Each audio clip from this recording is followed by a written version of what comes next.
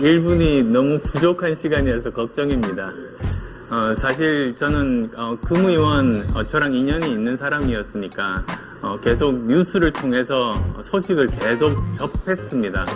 그리고 민주당 내에서 옳은 건 옳고 그른 건 그르다고 소신을 밝혔는데 정말 그 민주정당이라고 볼 수 없을 정도로 탄압받는 모습들이 정말로 속상했습니다. 우리가 모든 힘을 합쳐서 지금 현재 정부 여당을 견제하자, 그런 정말로 어려운 결정을 하셨습니다. 정말 그 용기와 결단, 저는 높이 평가하고 싶습니다. 예, 안철수 후보님에 대해서 칭찬드릴 점은 너무나 많지만 일단 꾸준하고 성실한 점에 대해서 말씀을 드리고 싶습니다. 그때 그 마라톤 행사에 갔다가 처음 달리기를 시작한 거로 알고 있습니다. 꾸준하게 하시고 그게 이제 마라톤만 하시는 것이 아니라 10년 동안 정치권에서 자기 관리를 해오시면서 이렇게 버티는 것은 정말 성실성을 보여주는 것이라고 생각을 합니다. 후배들을 대할 때도 부드럽고 우리 정치가 거칠고 본인도 괴로운 점도 많으셨을 텐데 항상 부드러운 말을 쓰고 생각이 다른 사람에게도 예의를 지키는 것이 참 좋습니다. 안 후보께서는 계속해서 사실이 아니다, 몰랐다, 내가 알았으면 안 그랬을 거다 그렇게 말씀을 하시는데 정말 서울시장 자리를 바라고 다음번에 대선에도 나가시고 하려면은 이 문제에 대해서 솔직한 입장을 말씀하시고 좀 반성도 하셔야 된다고 생각을 합니다. 예, 정책 발언 하다 보니 또 여기까지 왔습니다만 정책 발언이 아니라서 좀 아쉽긴 합니다만 어쨌든 이 분야도 중요한 분야니까 제가 말씀드리고 싶습니다. 알겠습니다. 오늘 토론은 넥타이를 좀 풀고 편안한 분위기로 두 후보의 생각을 들어보려고 합니다. 먼저 오늘 토론에 나선 두 후보와 인사 나누겠습니다. 어서 오십시오. 안녕하십니까. 안녕하십니까. 예. 오늘 복장 느낌이 아주 좋으세요. 예, 편안해 보이시고요. 1차 때 경험도 있으시니까 1차 토론보다는 훨씬 편하시죠, 지금? 예, 실제로 그렇습니다. 예, 어떠세요? 예, 마음 편하게 하겠습니다. 예. 자, 그러면 오늘 본격적인 토론에 앞서서 진행 순서를 말씀드리도록 하겠습니다. 오늘 토론은 두 후보의 모두 발언을 시작으로 해서 사회자 공통 질문, 주도권 토론, 자유 토론, 그리고 마무리 발언 순으로 진행을 하겠습니다. 시간이 제한되어 있습니다. 양쪽이 합의한 시간 안에 답변해 주시기 바라겠고요. 원만한 토론의 진행을 위해서 진행자가 적절히 개입해서 중재할 수 있다는 것 미리 말씀을 드리겠습니다. 자, 그러면 서울시장 후보 단일화 2차 토론 두 후보의 모두 발언부터 시작을 하겠습니다. 모두 발언은 1분씩의 시간을 드리겠습니다. 먼저 금태섭 후보의 모두 발언부터 듣겠습니다. 서울 시민 여러분 안녕하십니까? 이번 선거는 문재인 정부의 무능과 부패를 심판하는 선거입니다. 오늘은 누가 선거에 승리하고 민주당의 독주를 끝장낼지 판단하는 날입니다. 이 자리에서 토론하는 것은 저와 안철수 후보지만 머리에 떠올려야 하는 것은 본선입니다. 누가 민주당 후보를 이길 것인가? 누가 박영선 후보를 꺾을 수 있을 것인가? 문재인 정부와 민주당은 불통과 불공정, 과거에 대한 집착, 말 바꾸기와 책임 회피를 하고 있습니다. 어떤 후보가 차별성이 있는지, 누가 소통을 제대로 하는지, 누가 과연 유연하고 현실적인 대안을 제시하는지, 그리고 누가 과연 우리의 미래를 대표할 새로운 인물인지 판단해 주십시오. 성실하게 말씀드리겠습니다. 서울의 미래, 대한민국의 내일을 위해서 귀 기울여 주십시오. 감사합니다. 네, 금태섭 후보의 모두 발언 들어봤고요. 이번에는 안철수 후보의 모두 발언입니다. 존경하는 국민 여러분, 서울 시민 여러분, 지난 10년간 서울시정은 한마디로 엉망이었습니다. 서울은 회색빛 도시가 됐습니다. 서울은 사람이 모이는 도시가 아니라 사람이 떠나는 도시가 됐습니다. 그렇기 때문에 이번 시장은 제대로 일을 잘하는 사람이 시장이 되어야 합니다. 저는 벤처기업 경영자, 의사, IT 전문가, 교수, 그리고 정치에서 정말 많은 경험, 그리고 지식을 쌓았습니다. 그리고 항상 미래와 혁신의 중심에 있었습니다. 저는 말만 앞서는 시장이 아니라 제대로 문제를 해결하고 진짜 일하는 시장이 되겠습니다. 고맙습니다. 네. 안철수 후보의 모두 발언까지 두 후보의 모두 발언을 들어봤습니다. 이번에는 사회자의 공통 질문을 드리도록 하겠습니다. 제가 네 가지 질문을 후보 두 분께 드리겠습니다. 이 네 가지 질문에 대한 두 후보의 답변은 1인당 8분씩 해주시면 되겠습니다. 네 가지 질문을 8분 안에 안배해서 답변해 주시면 되겠습니다. 세 가지 질문 정도는 한 7분 정도 안에 마무리를 해주시면 되고요. 마지막 질문은 한 1분 정도 할애해 주시면 좋을 것 같습니다. 자, 그럼 먼저 지난 서울시정에 대한 질문 드리겠습니다. 박원순 10년 시정의 가장 큰 문제점은 무엇이고 그 문제점의 원인은 무엇이라 생각하는가라는 질문인데요. 안철수 후보부터 답변 부탁드리겠습니다. 지난 서울 10년 정말 많은 문제가 있었습니다. 그런데 대표적으로 두 가지를 꼽자면 부동산 가격 폭등, 그리고 서울의 경기 침체를 들 수 있겠습니다. 그리고 그 원인은 서울시정의 사유화, 개인화에 있었습니다. 시장의 권한으로 정치 조직을 만들고, 그리고 또 개인 취미에 해당되는 조그만 일들에 열중하다 보니까 정작 서울 시민들이 체감할 수 있는 커다란 변화를 일으키지 못했던 것 아니겠습니까? 결과적으로 여러 경제 지표에서 이런 부분들이 나타나고 있습니다. 서울의 경제 성장률이 전국 평균 아래로 떨어졌습니다. 지난 2019년, 그러니까 코로나19 사태 이전입니다만 그때 벌써 전국 경제 성장률이 2.1%였는데 서울은 1.9%였습니다. 또한 지역 내 총생산, GRDP라는 그런 계수가 있는데요. 그게 2014년에 경기도에 추월당한 이후로 갈수록 그 격차가 벌어지고 있는 겁니다.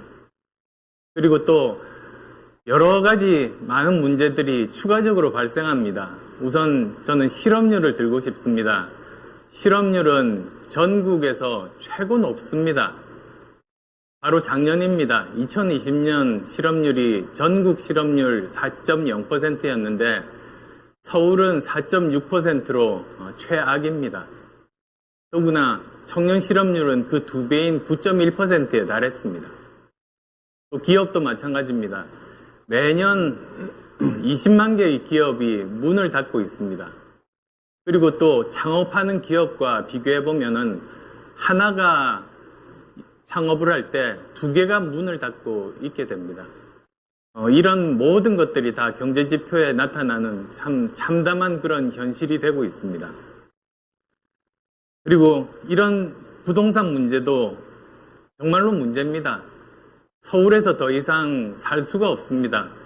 이제 서울에서 거주하지 못하고 서민들 그리고 또 청년들이 서울에서 쫓겨나다시피 하고 있습니다. 이런 문제들이 지난 10년간 벌어지고 있는데도 지난 시장이 이 문제를 하나도 해결하지 못했다.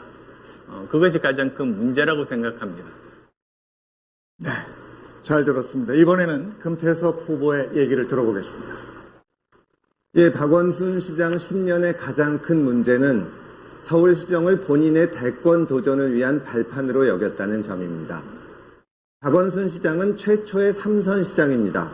처음에 시장이 됐을 때는 기대를 모았지만 중반 이후로는 정치적 욕심 때문에 시민의 삶과 관계된 시정에 전념하지 못했습니다.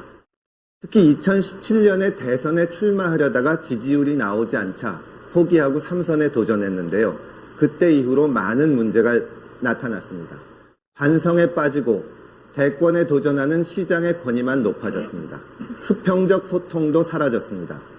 성폭력 사건이나 그 후에 벌어졌던 2차 가해 등 그런 현상들의 주요 원인도 이런 구조 때문이라고 생각을 합니다. 대권을 바라보고 서울시정을 하는 겁니다. 시민 참여를 내세웠지만 편향적 시민단체가 참여했습니다. 유착이라는 지적도 있습니다. 일감 몰아주기, 회전문 인사, 586 운동권 챙기기라는 비판이 끊어지지 않았습니다. 예컨대 시민단체 연대회의의 운영위원장을 지냈던 사람이 첫 임기 때 시설관리공단 이사장을 했다가 또 총선 출마를 하러 나왔다가 다시 비서실장으로 들어왔습니다. 지금은 경기도 산하단체의 대표로 공모 중에 있습니다. 이게 다 시장의 대권력과 무관하지 않습니다. 자기 사람 챙기기, 세력 키우기 이렇게 된 겁니다.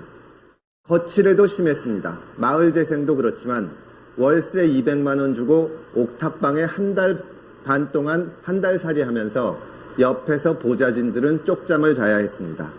그것 때문에 시위가 생기니까 경찰이 16차례에 걸쳐서 500여 명이 출동을 했습니다.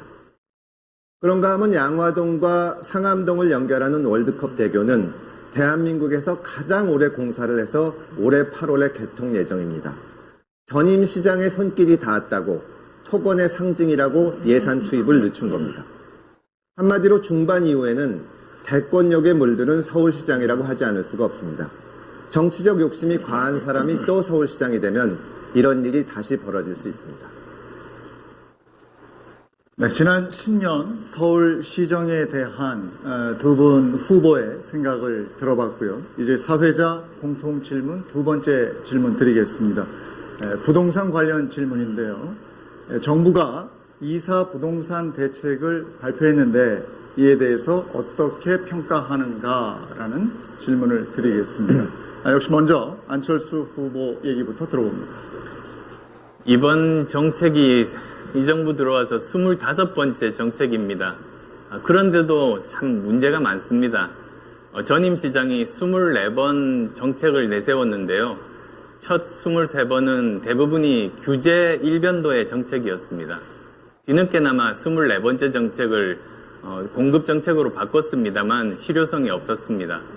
이번 신임 장관이 그래서 대규모 공급 정책이라고 이제 저 25번째 정책을 내놓은 겁니다. 그런데 여기는 여러 가지 문제들이 있습니다. 4가지 정도 제가 말씀드리고 싶은데요. 우선 첫 번째로는 입지에 대한 부분들이 없습니다. 어디에 몇 채를 짓겠다. 그게 없다 보니까 패닉 바잉, 공포에 사로잡혀서 지금 안 사면 평생 못 산다고 생각하고 집을 사는 사람들이 진정이 되지가 않는 겁니다. 그 다음에 또 두 번째로는 무조건적인 현금 청산이 있습니다. 이사 대책 이후에 거래를 하면은 그건 그냥 입주권을 주는 것이 아니라 돈으로 해결하겠다. 그러다 보니까 모든 거래들이 중단되고 오히려 주변 부동산들이 폭등하는 그런 결과를 초래했습니다. 그 다음 또 세 번째로는 아직도 공공위주입니다. 이 정부의 부동산 정책의 가장 큰 문제점이 공공이 모든 것을 하겠다는 정말 부동산 국가주의에 빠져 있다고 생각하는데 그 문제는 아직도 해결되지 않았습니다. 네 번째로는 단기 대책이 없는 것을 말씀드리겠습니다. 이번 25번째 정책은 5년 이후에나 효과가 나타납니다. 지금 당장 부동산 값을 안정을 시켜야 되는데 그러기 위해서는 예를 들면 한시적인 거래세를 인하를 하게 되면 다주택자들이 매물이 지금 현재 있는 집이 매물로 나오게 됩니다. 그런 정책들이 없다는 점이 문제점으로 지적됩니다. 금태섭 후보의 답변 들어보겠습니다. 예, 늦게나마 공급 대책을 내놓은 점은 다행입니다. 집값 상승이 투기 세력 때문이라는 정부의 진단, 또 규제 중심의 대책이 오진과 잘못된 처방이라는 것을 인정한 겁니다. 재건축, 재개발 활성화 대책이라는 점이나 또 규모 면에서 제 공약인 서울형 공공재개발과 유사한 점도 있습니다. 문제는 재개발 방식입니다. 가장 큰 문제점은 공공이 직접 공급을 주도하겠다는 겁니다. 단순한 주도가 아니라 재개발의 경우에는 직접 시행사로 나서서 정비 사업을 하겠다는 겁니다. 공공병원 병상이 부족하니까 정부가 병원을 짓겠다는 것과 비슷합니다. 현재 LH에 이자를 내는 빚이 69조 정도가 됩니다. 지금 나온 정부 대책이 정부 계획대로 되면 5년 후에는 140조의 빚이 생깁니다. 결국 국민들이 갚아야 될 빚으로 주택을 직접 짓는 셈입니다. 살고 있는 주민들에게 유인책을 주지도 못해서 정부가 예상하는 참여율도 10%에 불과합니다. 제가 대안으로 내놓은 공약은 서울형 공공재개발로 시장 주도형입니다. 토지 소유자와 세입자를 포함한 거주자에게 만족할 만한 용적률 등 인센티브를 줍니다. 그래서 사업성을 높이고 재개발을 활성화시키는 겁니다. 여기에서 재개발 수익 중의 일부를 공공 목적을 위해서 사용하는 겁니다. 생활 SOC를 만들고 무슨 공원이나 이런 것을 만드는 겁니다. 공공임대나 또 공공 자가 아파트를 개발할 겁니다. 결국 시장이 주도하는 그 부동산 공급 대책을 만들어서 보다 활성화시키고 여기 들어갈 수 있는 유인을 만들고 현재 그 지역에 살고 있는 임차인과 또 토지 소유자 모두에게 이익을 돌려주는 방안입니다. 예, 다음은 사회자 공통 질문 세 번째 진행하겠습니다. 서울시장의 임무와 관련된 질문인데요. 새로 선출될 서울시장의 가장 시급한 임무는 뭐라고 생각합니까? 라는 질문에 대해서 안철수 후보의 생각을 들어보겠습니다.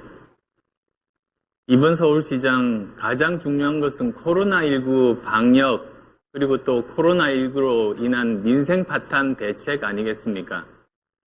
코로나19가 아마도 올해를 넘길 것 같습니다. 내년까지도 갈 것 같습니다. 그래서 특히 이번 시장 임기 내내 이 문제를 해결하는 것이 중요합니다. 먼저 코로나19 방역을 위해서는 저는 민관합동방역대책위원회를 통해서 서울형 사회적 거리두기 방법을 만들 겁니다. 지금 현재 정부에서 이야기하고 있는 이 방역대책, 사회적 거리두기 방법이 비과학적이고 주먹구구식이어서 많은 사람들의 원성을 사고 있습니다. 그래서 뒤늦게나마 제재안을 받아들여서 밀집, 밀접, 밀폐 그런 것 같은 과학적인 기준으로 이제는 재편하겠다는 발표를 얼마 전에 했습니다. 참 아쉽습니다만 만약에 제가 시장에 당선되고도 그것이 제대로 되어 있지 않으면 저희들은 위원회를 통해서 전문가들이 서울형 사회적 거리두기 모델을 만들어서 정부에다가 제안을 할 생각입니다. 그리고 또 지금 1년이 지났는데도 불구하고 이 병원 체계가 제대로 갖추어져 있지 않습니다. 코로나 환자가 어느 정도 발생을 할 때 그러면 어떤 병원부터 병상을 몇 개를 열고 거기에 몇 명의 의료진이 필요한 것인지 그런 대책들이 없습니다. 주먹구구식입니다. 그리고 또 병원 간 정보 교환하는 시스템 자체도 지금 없는 상황입니다.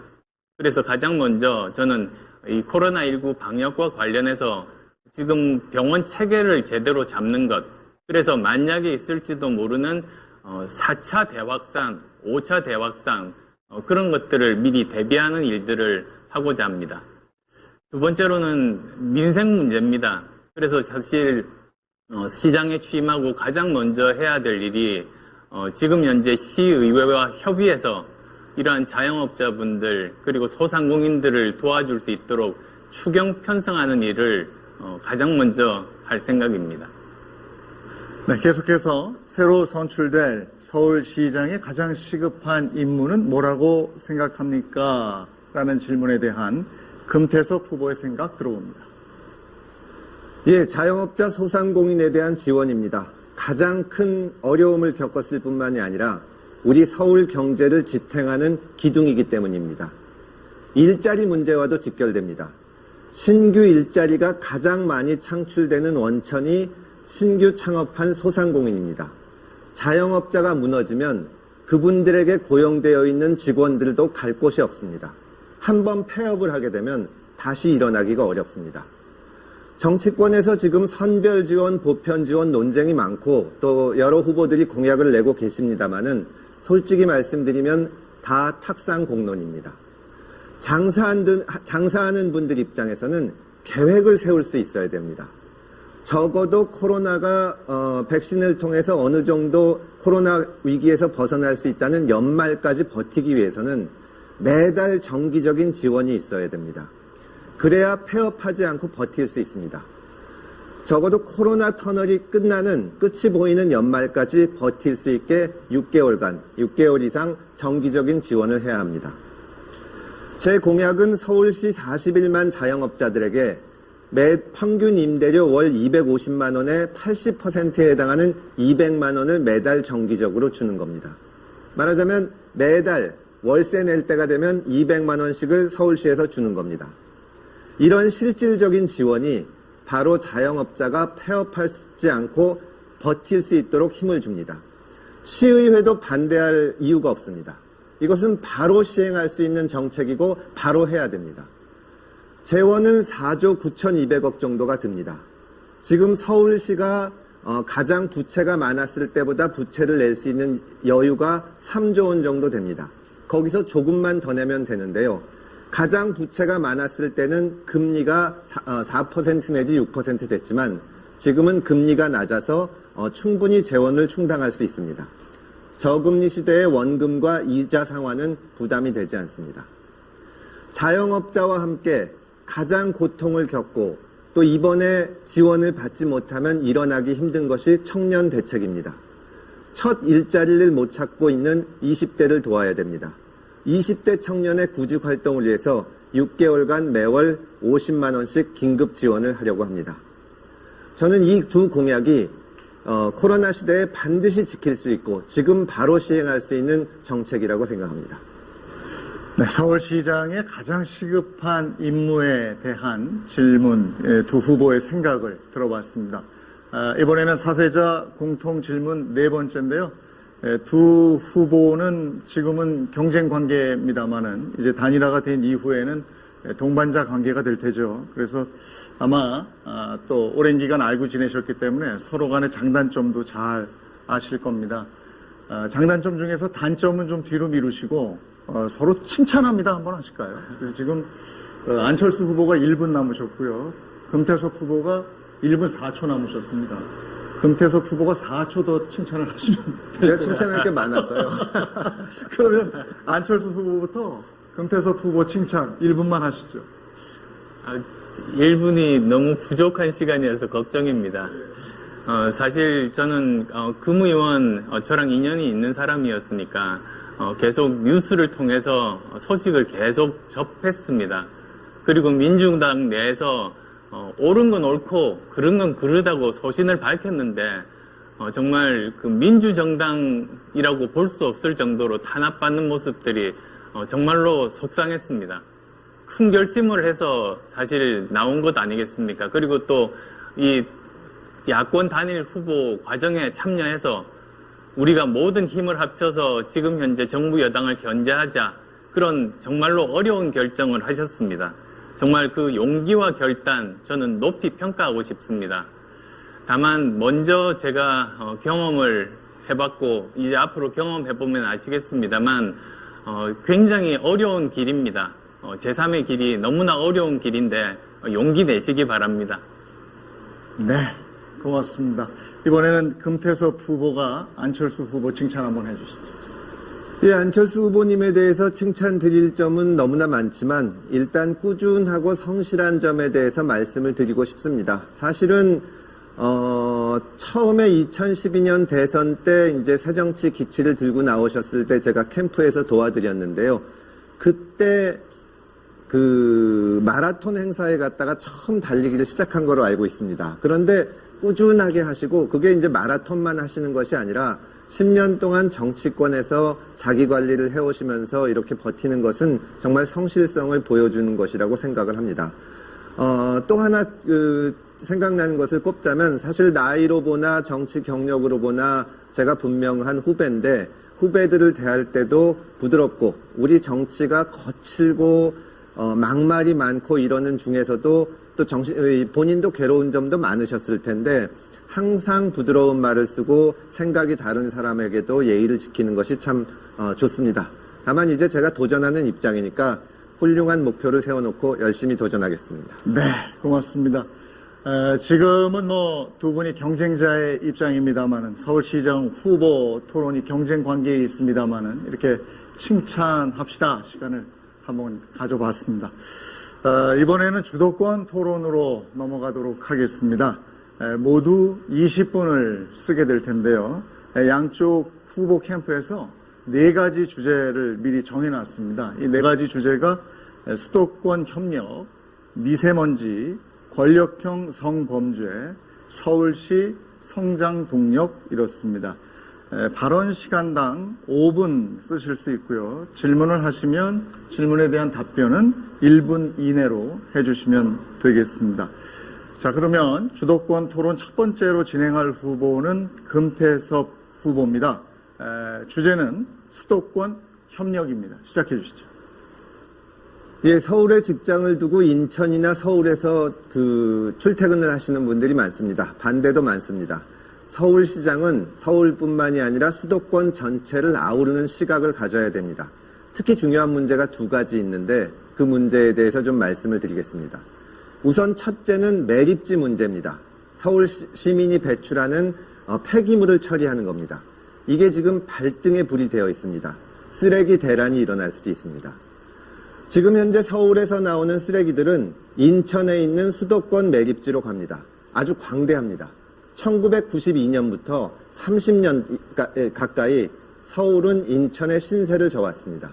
지금도 수도권 매립지에서 처리하는 폐기물의 42%가 서울 시민에서 나오는 폐기물입니다. 그런데 이게 지금 중단되게 되어 있습니다. 사실은 2016년에 면허가 끝나는데요. 이걸 연기해 왔었는데 인천시에서 2025년 이후로는 못 받겠다. 이제 서울은 알아서 해라. 이렇게 선언을 했습니다. 광고도 합니다. 서울 시내를 다니는 버스에 광고까지 하고 있습니다. 언뜻 생각하기로는 4년 후니까 지금부터 준비하면 되지 않겠냐고 생각하실 수 있는데요. 매립 부지를 정하고 나서도 그 쓰레기 매립할 수 있는 거를 마련하는데 10년 8개월이 걸립니다. 한 5년 이상을 쓰레기를 버릴 데가 없는 겁니다. 서울시 공무원들은 이 문제를 엄청나게 심각하게 보고 있습니다. 저는 당선되면 곧바로 환경부 장관, 경기도지사, 인천시장과 사자협의회에 들어갔습니다. 서울이 들어가겠습니다. 서울이 내야 될 분담금을 높여서라도 시급히 해결하겠습니다. 그리고 조금 후에 말씀드리겠지만 교통과 연계해서 서울시가 인천과 경기도를 도울 수 있는 점이 있습니다. 이런 점을 이용해서 수도권 폐기물 문제를 해결하려고 합니다. 그런데 이 시급한 문제에 대해서 쓰레기 대란 문제에 대해서 지금 서울시장 후보로 나오신 분들이 아무런 얘기도 없습니다. 안 후보님이 어떤 대책이 있으신지 묻고 싶습니다. 2018년에도 서울시장에 나오셨는데 그때 공약을 보더라도 이 문제에 대해서 말씀이 없으셨어요. 예, 쓰레기 매립지 문제 정말로 중요하고 지금 당장 해결해야 되는 문제입니다. 2025년에 이제 그게 끝나지 않습니까? 그런데 저는 서로 인근한 지자체끼리 서로 협력하고 주고받을 일이 상당히 많습니다. 예를 들면 교통 문제 같으면 그러면 인천시라든지 경기도를 도와줄 일들이 많습니다. 그리고 또 있습니다. 국무회의에 참석할 수 있는 것은 서울시장밖에 없습니다. 따라서 지자체장 간의 협의를 통해서 중앙정부에 요청할 사항들을 저는 서울시장으로 국무회의 참석해서 거기서 주장하고 관철을 시킬 수가 있는 입장입니다. 그래서 서로 협력할 부분들이 많은 부분들, 아까 또 쓰레기라든지 교통 말씀하셨습니다만 미세먼지 문제까지도 있습니다. 그래서 그런 문제들을 수도권의 지자체장들이 공조하면 풀 수 있다, 그런 생각입니다. 인천이나 경기도의 매립지를 만드는 문제는 주민들이 엄청나게 반발하기 때문에 저는 추상적인 방식으로는 하기가 어렵다고 생각을 합니다. 교통 문제를 좀 이용해야 되는데요. 서울시는 지난 2월에 서울도시철도 연장 및 광역철도 추진 원칙을 발표했습니다. 이것이 뭐냐면 지금까지는 서울시를 벗어나는 지하철이 경기도를 가든 인천을 가든 쭉 연결을 했습니다. 그런데 이거를 앞으로는 끊고 환승하게 하겠다는 겁니다. 서울시 입장에서는 이 노선이 길어지니까 배차 간격도 길어지고 그다음에 고장이 나면 전체적으로 이 움직이질 못하게 됩니다. 이 철도가 길어서 106km 정도가 되는 곳도 있는데요.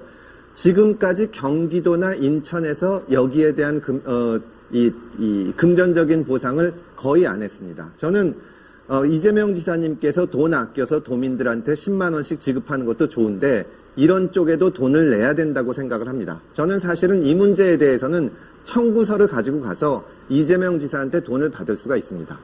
다만 이런 구체적인 문제에 대해서 경기도민 입장에서는 또 교통이 어려워지는 거니까 신도시 살면서 서울에 와야 되는 분들 정말 어려움을 겪을 겁니다. 그래서 사실은 이런 문제, 이런 구체적인 문제에 대해서 경기도나 인천에 혜택을 주고 대신 쓰레기 문제, 서울에서는 도저히 부지를 찾기 어렵습니다. 이런 부분을 가지고 수도권 전체에 대해서 원활하게 그리고 원만하게 관계를 갖는 그런 시정을 이끌어 가겠습니다. 네, 수도권 협력에 대해서 금태섭 후보가 주도권을 갖고 토론을 진행을 했고요. 이번에는 안철수 후보가 주도권 토론을 진행해 주시면 되겠습니다. 두 번째 주도권 토론의 주제는 미세먼지입니다. 시작해 주시죠. 예, 조금 전 금태섭 후보께서 잘 지적해 주셨습니다. 바로 그게 요즘 언론에서도 이슈가 되고 있는 직결 연장 그리고 평면 환승 문제입니다. 그래서 지금까지는 서울 경계를 지나갈 때 그냥 한 차를 타고 갔다면 이제는 그 경계에서 다른 차로 갈아타게 되는 그런 것들은 굉장히 불편하지 않습니까? 그래서 이 문제들을 슬기롭게 해결을 하고 대신에 다른 여러 가지 아까 매립지 문제를 포함해서 현안 문제를 풀 수 있으면 그게 최선이겠다. 그것이 가능하겠다는 생각입니다. 미세먼지 문제로 넘어가겠습니다. 미세먼지가 작년에 조금 나아지는 듯 했습니다. 코로나19 때문에 공장들이 가동을 안 하니까요. 그런데 결국은 굉장히 나빠졌습니다.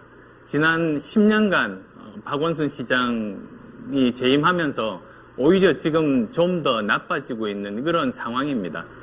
그리고 특히 여러 분야에서 문제가 되고 있는데요. 혹시 금태섭 후보께서는 지하철에서의 그 미세먼지 문제 어떻게 파악하고 계십니까?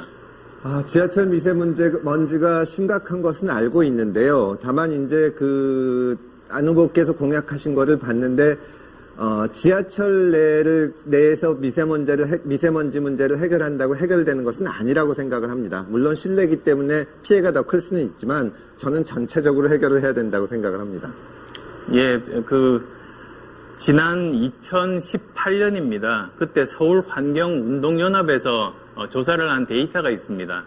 거기 보니까 지하철 역사의 미세먼지는 서울 시내 미세먼지의 2배, 그리고 또 전동 차량 내의 미세먼지는 서울 시내의 3배에 달합니다.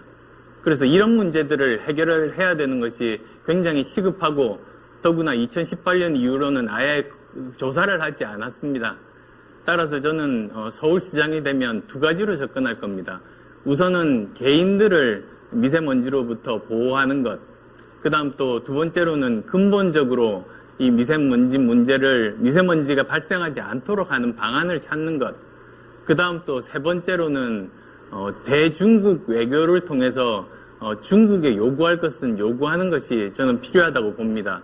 우선은, 미세먼지가 아까 말씀드렸듯이, 지하철에서 굉장히 문제가 많다고 말씀드렸습니다. 그래서 저는 우선은, 미세먼지 프리존을 지하철에 만들어서 지하철 역사라든지 전동 열차 안에서 미세먼지 문제를 걱정하지 않고 안심하게 시민들이 이 지하철을 이용을 하도록 그렇게 만들겠습니다.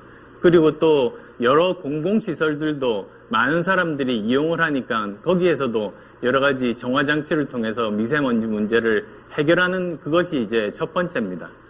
그 다음 또 두 번째로는 근본적으로 미세먼지 나오는 것을 방지하기 위해서는 이미 서울시에서 하고 있습니다만 노후 디젤 차량 서울 시내 진입 금지 그걸 좀 더 강화를 해야 되고요. 또 이런 차량들을 폐차를 할 때 지원을 통해서 그것을 촉진을 해야 됩니다.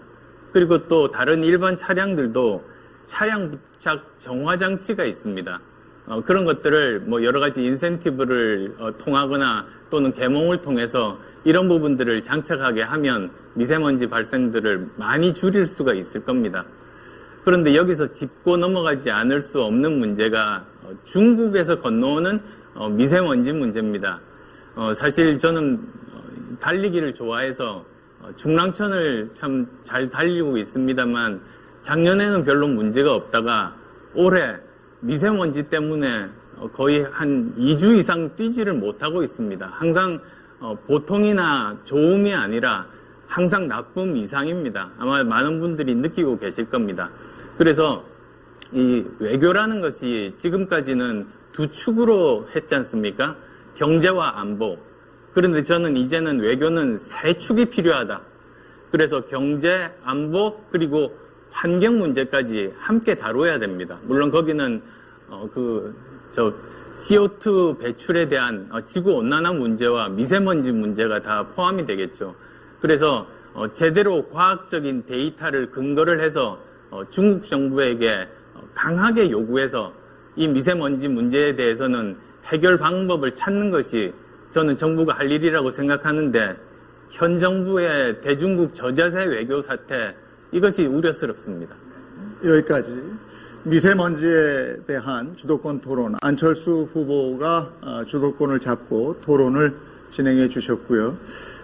다음 주도권 토론은 주제가 권력형 성범죄입니다. 이 부분은 금태섭 후보가 주도권 토론을 진행해 주시기 바랍니다.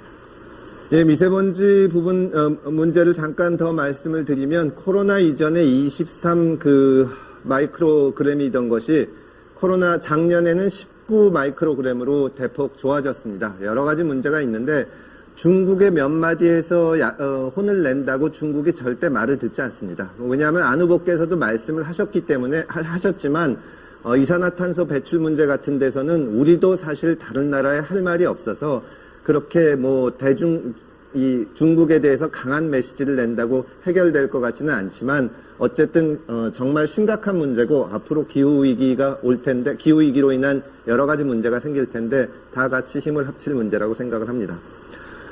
안 후보께서 이 책을 읽어보셨는지 모르겠습니다. 김지은입니다라는 책입니다. 안희정 전 지사 권력형 성폭력 사건의 피해자 김지은 씨가 이 책에서 지난 2년간 많은 분들이 함께 해주셨지만 지독히도 고독했다. 죽음을 고민하고 시도하던 그 여러 번의 좌절 속에서 난 혼자라고 느꼈다. 그럼에도 불구하고 내가 생존해 있는 것, 나와 함께 해주는 사람이 있어서다. 이런 피해를 당하시는 분들은 함께 있고 함께 목소리를 높이고 그런 사람들을 찾게 됩니다. 김지은 씨가 JTBC에 출연해서 미투에 나섰던 것이 2018년 3월입니다. 저는 안희정 지사가 1심에서 무죄 판결을 받았을 때 판결을 비판하는 전면 칼럼을 신문에 기고했습니다. 그때 썼던 글을 보면 2018년 대한민국에서 유력한 대선 주자로 꼽히는 현직 도지사의 여성 수행비서가 새벽 2시에도 담배 맥주 심부름을 해야 되는 비정규직 직원이 호텔 객실 앞 바닥에 담배를 놓아두고 지사님 담배는 밖에 두었으니 가져다 피우세요 라는 문자를 보낼 수는 없다. 이런 얘기를 했었습니다. 사람들이 제가 공수처를 반대했을 때 욕을 많이 먹었다고 얘기들을 하지만 실제로 민주당 사람들에게 더 심한 비난을 받을 때는 이때였습니다. 그냥 가만히 있지 왜 나서서 안 지사를 비판하냐. 대선 캠프 때 안희정 캠프에 있었던 의원들로부터 특히 욕을 많이 먹었습니다. 박영선 후보도 안희정 캠프에 있었습니다. 그 당시 김어준 씨가 미투 운동에 대해서 음모론을 제시하기도 했는데 그때도 정면으로 나서서 논쟁을 벌였습니다. 수천 개의 댓글 폭탄이 쏟아졌지만 아랑곳하지 않았습니다. 이때 민주당 의원 중에서 또 정치인들 중에서 피해자를 위해서 나선 사람은 한 명도 없었습니다. 지금 박영선 우상호 후보도 마찬가지입니다. 저는 안희정 사건 때 민주당 의원들이 나섰다면 용기를 내서 스스로를 비판했다면 오고돈 박원순으로 이어지는 권력형 성폭력 사건은 없었을 수도 있다고 생각을 합니다. 침묵이 재발을 부르는 것입니다. 권력형 성폭력 사건에서 중요한 것은 그냥 점잖게 그냥 평론하듯이 나는 도덕적으로 살았다. 중립적인 인사를 가지고 이런 기구를 만들겠다. 그러는 것이 아니라 피해자가 생기고 2차 가해가 벌어질 때 나서서 함께 서 있어 주는 것이 줘야 된다고 생각을 합니다. 저는 이번 선거 본선에서 박영선 후보를 만나면 이렇게 물을 겁니다. 제가 그렇게 욕을 먹어가면서 나섰을 때 박 후보는 뭘 했습니까? 이 문제에 대해서 안 후보께서 책임이 있다고 말씀드리는 것은 전혀 아니지만 질문은 드리고 싶습니다. 그간 젠더 이슈, 페미니즘, 성평등 문제에 대해서 구체적으로 어떤 일을 하셨는지 궁금합니다. 피해자 중심주의가 조롱의 대상이 되었을 때, 김어준이 미투 운동에 대해서 음모론을 제기할 때, 이런 첨예하게 부딪히는 사안에서 비판을 무릅쓰고 분명하게 목소리를 내신 적이 있으신지 질문을 드리고 싶습니다. 저는 지금까지 여성, 아동, 성폭력 관련해서 정말 여러 가지로 말씀도 드리고 그리고 정책 대안들도 내놨습니다. 예를 들어서 N번방에 대해서 정치권에서 제가 제일 먼저 문제 제기를 하고 결국은 굉장히 불행한 일이고 많은 사람들이 고통을 받았지만 뒤늦게나마 그 범죄자들이 처벌을 받게 됐습니다. 그리고 이번 서울시장 이 건을 통해서는 저는 두 가지 공약을 이미 발표를 한 바 있습니다. 첫 번째는 지위 고하를 막론하고 일벌백계 무관용 원칙을 세웠습니다. 그래서 원 스트라이크 아웃제 그리고 물론 피해자 보호도 함께 이루어져야 합니다. 두 번째로는 이런 피해자 보호를 위해서도 저는 서울시 인권센터를 만들 겁니다. 시장과는 전혀 별도로 구성 운영이 독립적이고 임기가 보장이 돼서 여기에서 피해자에 대한 보호를 포함한 원스톱 서비스를 하는 그런 일을 하게 됩니다. 권력형 성범죄에서 금태섭 후보가 시간을 다 쓰셨기 때문에 이제 답변하고 뭐 더 이상 말씀 기회는 못 드리겠고요. 뒤에 주도권 토론 때 여기서 부족한 점이 있으면 말씀을 해주시면 되겠습니다. 주도권 토론 이번에는 안철수 후보가 진행을 해주시면 되겠는데 주제는 서울시 성장 동력입니다. 해주시죠. 제가 아까 사회자 질문 때 말씀을 드렸습니다만 서울 경제 성장률 계속 침체됩니다. 이것이 다 서울의 새로운 성장 동력이 없기 때문 아니겠습니까? 그리고 또 인구 문제도 있습니다. 지금 서울의 출산율이 0.72입니다. 그리고 또 우리나라 전체로 봐서도 심각합니다만 0.92입니다. 아마 서울이 세계에서 최고로 낮은 그런 출산율을 보이고 있을 겁니다. 그리고 또 고령화 지수도 높아지고 있습니다. 65세 이상 어르신의 비율이 16%에 달합니다. 그래서 12%를 넘어가면 보통 고령사회, 20%를 넘어가면 초고령사회라고 하지 않습니까? 서울은 지금 65세 이상이 16%고 곧 이어서 아마 초고령 시가 되게 될 겁니다. 또 청년이 떠나는 도시가 됐습니다. 일자리가 부족하고 그러니까 성장 동력이 없고 그리고 거주 비용이 비싸다 보니까 시민들이 또 청년들이 특히 떠나게 되는 거죠.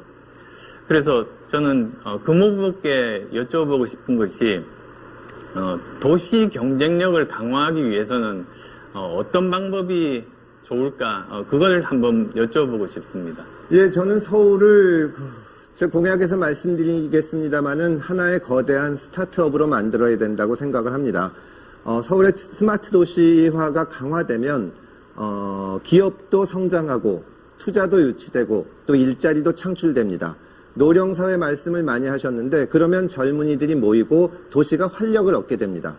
다만 그것은 기업이 주도하는 것이지만 서울시에서 그것을 위해서 많은 뒷받침을 해줄 수가 있습니다.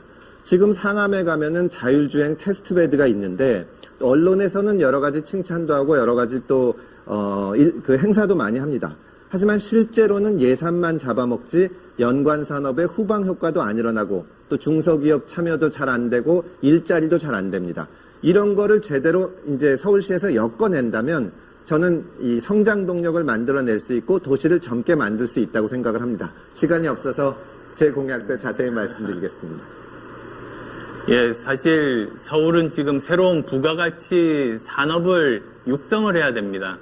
그리고 이것이 단순히 젊은 청년들 뿐만 아니라 그리고 또 그 주변에서 식당이라든지 편의점을 하시는 소상공인 자영업자분들까지도 낙수 효과가 일어날 수 있게 됩니다. 그래서 모두 다 잘 살 수 있게 되는 거죠. 저는 크게 3가지 정도 말씀드리고 싶습니다. 저는 경제 공약에서 말씀드렸습니다만 서울에 10개의 융합경제 혁신 지구를 만들겠다는 말씀을 드렸습니다. 지금 6개의 산업 거점이 이렇게 지정이 돼 있습니다. 그렇지만 그것이 단지 지정에만 그치고 서울시가 제대로 된 역할도 하지 않고 성과도 나지 않고 있습니다. 저는 이미 기지정된 6군데에다가 4군데를 더 포함을 해서 10군데 융합경제혁신지구를 만들 겁니다. 그리고 또 시에서 제대로 거기서 성과가 날 수 있도록 여러 가지 민간주도 생태계를 정비하는 역할을 하게 될 겁니다. 또 그건 나중에 시간이 되면 좀 더 자세하게 말씀을 드리고요. 두 번째로는 6곳의 서울형 테크시티를 만들려고 합니다. 이것은 런던 테크시티가 세계적으로 유명합니다. 거기가 굉장히 낙후된 그런 지역이었는데 그쪽에 구글 캠퍼스를 유치를 하면서 거기가 살아났습니다. 많은 새로운 창업 활동이 생기고 그 부분이 아주 번성하게 됐습니다. 이런 모델을 본따서 저는 우선은 시범 사업으로 경부선 철도를 지하화하면 그 상부에 큰 공간이 생겨나게 됩니다. 거기에 여러 가지 창업센터를 유치하고 그리고 또 앵커 기업이라고 상징적인 기업이 있어야 됩니다. 어느 장소 하면 어떤 기업 이렇게 떠올라야 그래야 거기에 사람들이 많이 모일 수 있기 때문이거든요. 그 다음 또 학교나 연구소가 필요합니다. 그리고 또 무엇보다도 보통 젊은 분들이 많이 여기서 사시다 보니까 거주시설, 그 다음에 또 그 교통 문제, 또한 문화도 여기서 욕구가 충족이 돼야 여기에서 자리 잡고 여러 가지 일을 할 수 있게 됩니다. 마지막 3번째로는 시장의 경제 외교가 필요합니다. 저는 열심히 발로 뛰는 경제시장이 되겠습니다. 자, 이렇게 두 후보의 주도권 토론 4가지 주제로 들어보셨습니다. 계속해서 이어지는 순서는 자유토론인데요. 이 자유토론은 2가지 분야로 나눠서 하겠습니다. 경제 분야하고 비경제 분야 이렇게 나눠서 20분씩 자유롭게 토론을 하겠습니다. 먼저 경제 분야를 할 텐데 후보당 10분의 발언권이 주어지고요. 한 번 발언하실 때 2분을 넘지 않을 수 있도록 해주시고요. 이렇게 2분을 넘지 않으면서 시간 안배를 잘 하셔서 10분 내로 하실 말씀을, 생각을 전해주시면 되겠습니다. 자, 그럼 시작하면서 제가 선도 질문을 먼저 안철수 후보께 드리겠습니다. 포스트 코로나 시대에 서울의 경제를 살릴 가장 중요한 공약은 무엇인가요? 라는 질문을 선도 질문으로 드리겠습니다. 사실은 이번 시장은 코로나 시장입니다. 아마 코로나가 내년 중반까지 기승을 부릴 겁니다. 이번 겨울뿐만 아니라 다음 겨울도 고생할 겁니다. 그래서 아마 다음 시장부터가 포스트 코로나 시대의 시장이 되실 겁니다. 그렇지만 그걸 준비하기 위해서 지금 해야 될 일들이 굉장히 많습니다. 창업이라는 것이 2가지가 있습니다. 하나는 첨단 기술에 의한 기술 창업이 있고 또 하나는 그 민생 문제를 해결할 수 있는 생계형 창업이 있습니다. 이 둘은 성격이 전혀 다릅니다. 그래서 이 기술 창업에 대해서는 아까 말씀드렸는데요. 이 부분, 그러니까 생계형 창업에 대해서는 저는 소상공인 안심재단을 만들겠다는 공약을 내세웠습니다. 즉, 먼저 지금은 그분들이 살아날 수 있도록 거기에 재난지원금을 드리는 것이 굉장히 시급합니다. 그 문제는 추경을 통해서 하겠다고 말씀을 드렸고요. 그리고 또 여기에다가 소상공인 안심재단은 여러 가지 인공지능이라든지 빅데이터를 이용해서 어느 장소에 어떤 업종이 유망한가, 그리고 또 이것을 제대로 경영하기 위해서는 필요한 지식들이 있는데 그런 부분들을 교육하고 컨설팅해주고 이런 역할들을 하게 됩니다. 이런 것들을 통해서 서울이 다시 저는 살아날 수 있다고 생각을 하는데요. 그런데 단기적으로 도움을 주는 것 자체는 지금 당장은 괜찮지만 장기적으로 살아나는 것을 보장하지는 못합니다. 여전히 어려움을 겪을 겁니다. 그래서 저는 새로운 부가가치 창출 산업이 저는 소상공인들을 위해서도 꼭 필요하다고 생각하는데 어떤 산업을 어떻게 육성하시겠는지 아까 시간이 없어서 말씀을 못 하셨으니까 한번 충분히 좀 설명 부탁드립니다. 예, 경제 분야 첫 발언이니까 저도 제 1호 공약에 대해서 말씀을 드리겠습니다. 제 비전은 서울을 스마트 시티로 만드는 겁니다.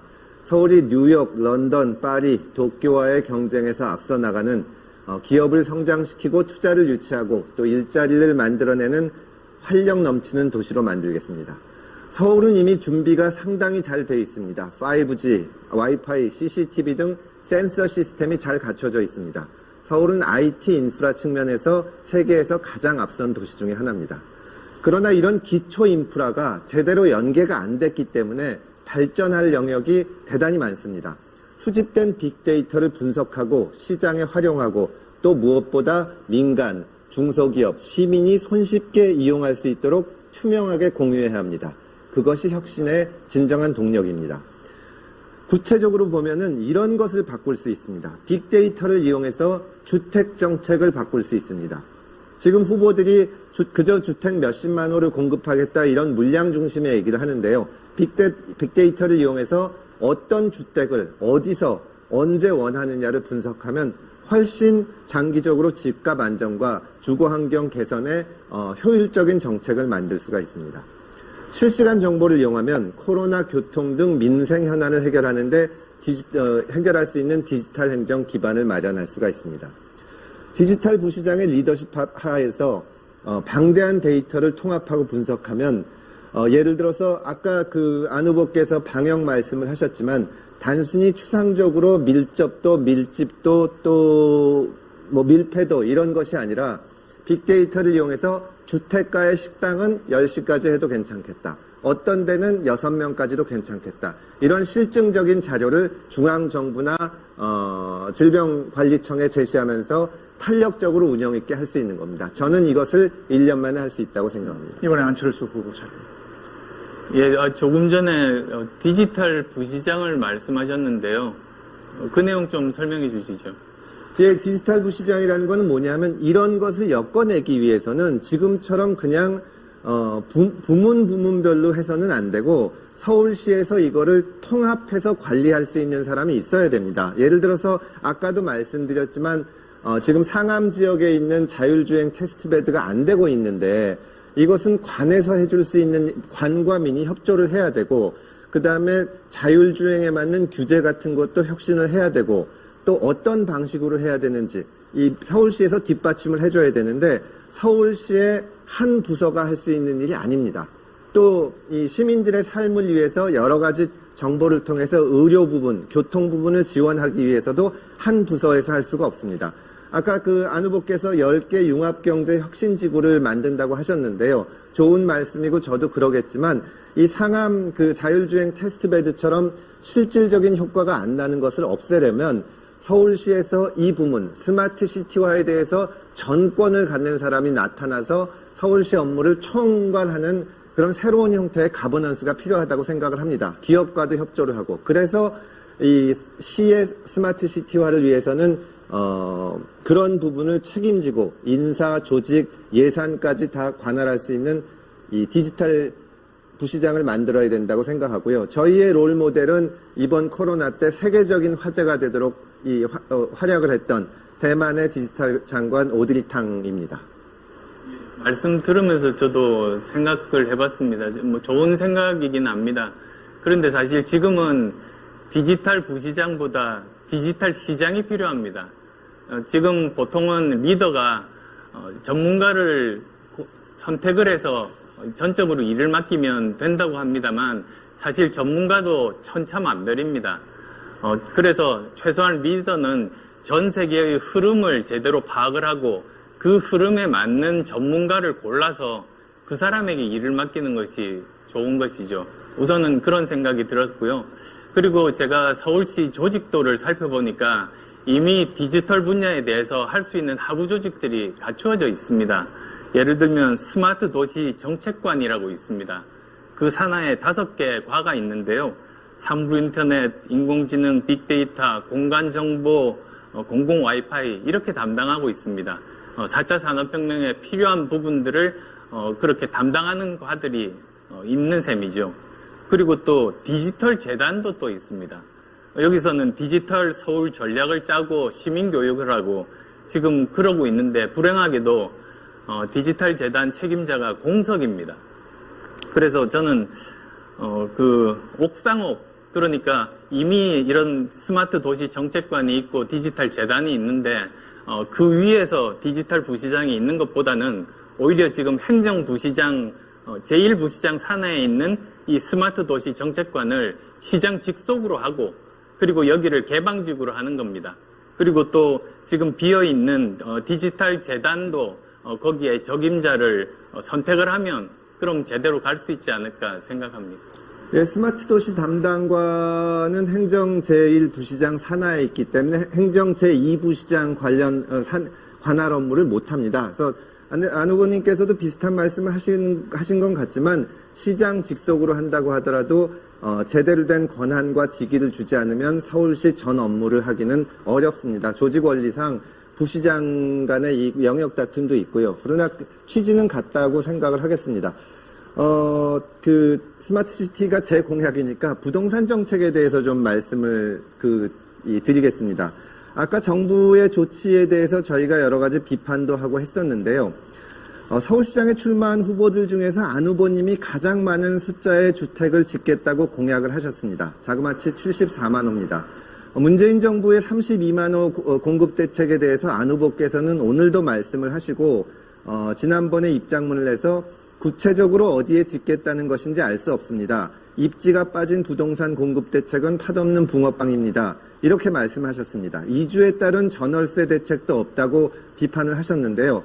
저는 후보들 중에 가장 많은 주택을 짓겠다고 공언하신 안 후보님께도 똑같은 질문을 드리고 싶습니다. 서울 어디에 74만 호를 지으실 겁니까? 서울의 가구 수가 380만 호 정도 되는데요. 박원순 시장 때 1년에 평균 7만 8천 호를 공급을 했습니다. 안 후보님 말씀대로라면 5년에 걸쳐서 2배인 15만 호를 지어야 되고 또 사실 70만 호라는 것은 강남 3구 전체의 규모입니다. 정부에 대해서 그런 비판을 하기 위해서는 안 후보님이 내놓은 74만 호는 어디다 지실 건지 그 말씀을 좀 해주셨으면 좋겠습니다. 예, 우선 아까 그 스마트 도시 정책관 말씀에 대해서 또 제 생각을 말씀드리고 이제 질문으로 넘어가겠습니다. 지금 스마트 도시 정책관이 행정 제1부시장 아래에 있습니다. 그런데 이 행정 제2부시장과의 영역이 충돌한다는 것 자체가 좀 이해가 되지는 않는 측면이 있고요. 그리고 또 거기에 대해서 개방직을 하면서 예전에 오세훈 시장 같은 경우에는 그 급수는 낮지만 부시장 대우 이런 식으로 해서 인재를 등용한 그런 사례도 있다는 점 말씀을 드리고 싶고요. 그 다음에 이제 74만 6천 호에 대해서 그 궁금해하셔서 제가 말씀을 드리면 지금 74만 호 중에서 45만 호 이것은 인허가 기준입니다. 5년 내에 그렇게 인허가 기준에 맞추겠다. 그리고 또 30만 호는 택지 조성을 포함해서 기초 작업을 시작하겠다. 한 번 시작하면 그것은 계속적으로 그 사업이 연속성을 가지게 되는 것 아니겠습니까? 그렇게 사업 기반을 마무리하겠다는 그런 말씀이고요. 그리고 아까 서울시 아까 강남 3구의 그 주택 수가 이런데 지금 이건 너무 많은 것 아닌가라고 말씀하시는데요. 이 74만 6천 호의 중에서는 재개발, 재건축이 포함됩니다. 그러면 이미 거기에 그 주택이 있지 않습니까? 그게 없어지고 새로운 건축들이 나온 겁니다. 그래서 이것은 순증 개념이 아닌데 지금 현재 정부에서 발표를 계속하고 있습니다. 그것도 사실은 대부분이 인허가 기준 내지는 기초작업 기준이고 그리고 순증 개념은 아니다. 그래서 그렇게 말씀드리고 싶습니다. 입지에 대한 부분은 저는 정부 같으면 입지에 대해서 책임이 있으니까 발표를 해야 되지만 제가 후보 입장에서 입지를 발표하면 예, 그 문제가 다음, 있다는 생각입니다. 다음 말씀은 그 이후에 해주시면 고맙겠습니다. 이번에는 금태섭 후보께 발언 기회 드리겠습니다. 예, 인허가 라고 말씀을 하셨는데요. 사실 저는 공격적인 공급 정책 필요하다고 생각을 합니다. 74만 호 지을 수 있으면 좋죠. 제가 궁금한 것은 부동산 정책 같은 것은 비판할 때 우리 정책이나 상대방 정책이나 객관적이어야 된다는 겁니다. 국토부에서 이번에 32만 채를 짓겠다고 발표를 했는데요. 거기에 대해서 오늘 아침에 그 김경민 교수 인터뷰를 보면 국토부 보도자료를 보면 서울 32만 호, 그 전국 83만 호의 주택 부지를 추가 공급하겠다는 겁니다. 말씀하셨듯이 안 후보 공약처럼 집을 그렇게 짓겠다는 게 아니라 그만큼 부지를 공급하겠다는 거라서 마찬가지입니다. 근데 안 후보께서는 정부 정책에 대해서는 어디다 짓는다는 말이 없으면 팥없는 그 붕어빵이라고 하시면서 본인 짓는 데 대해서는 전혀 말씀이 없으시니까, 왜냐하면은 저도 사실은 60만 호, 70만 호 말하고 싶지만 현실적으로 불가능하기 때문에 저희 공약은 25만 호를 재개발 지역에 짓는다는 겁니다. 안 후보께서 순증이 아니고 70만 호의 강남 3구 규모라는 것은 순증이 아니라 재개발도 포함된다고 하셨는데, 지난 10년간 재개발이 안 돼서, 뉴타운이 제대로 안 돼서 못 지은 숫자가 25만 채입니다. 그런데 갑자기 5년 사이에 70만 호를 아무리 재개발이 된다고 해도 할 수 있을지 의문이고요. 또 하나는 뒤에서도 말씀을 드리겠지만 결국은 이런 정책을 하려면은 시의회와의 협조가 절대적으로 필요합니다. 제가 재개발을 이용해서 서울형 재개발을 하겠다는 것은 시의회에서 2019년에 내놓은 용역에 그대로 따라가는 겁니다. 안 후보께서는 이런 정책에 대해서 시의회의 협조를 어떻게 얻으실 건지 궁금합니다. 예, 지금 여러 가지 질문을 동시에 해주셔서 시간 맞출지 모르겠습니다만 순서대로 말씀을 드리겠습니다. 제가 입지를 발표하지는 않았습니다만 서울 전체를 놓고 전문가들과 함께 구체적인 장소를 선정을 해서 얻은 결과입니다. 그래서 70만 호도 아니고 80만 호도 아니고 74만 6천 호라는 점 말씀을 드리고 싶고요. 그리고 이렇게 해야지 시장에 대량 공급 시그널이 이어져서 부동산 가격 안정에 저는 도움이 된다. 저는 그렇게 생각합니다.